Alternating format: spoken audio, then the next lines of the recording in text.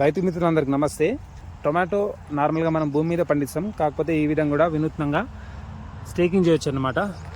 So ఇలా ఒక 5 అడుగుల గ్యాప్ తీసుకొని ఈ విధంగా సైడ్కి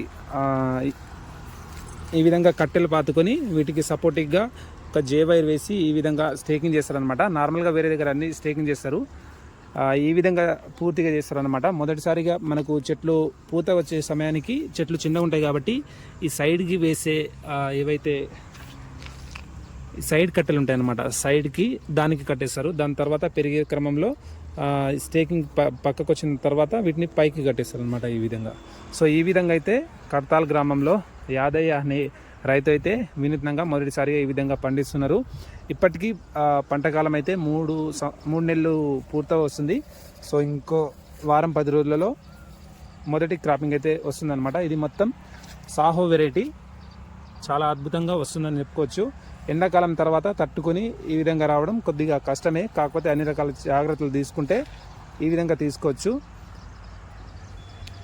ఇది కట్టే విధానం అన్నమాట.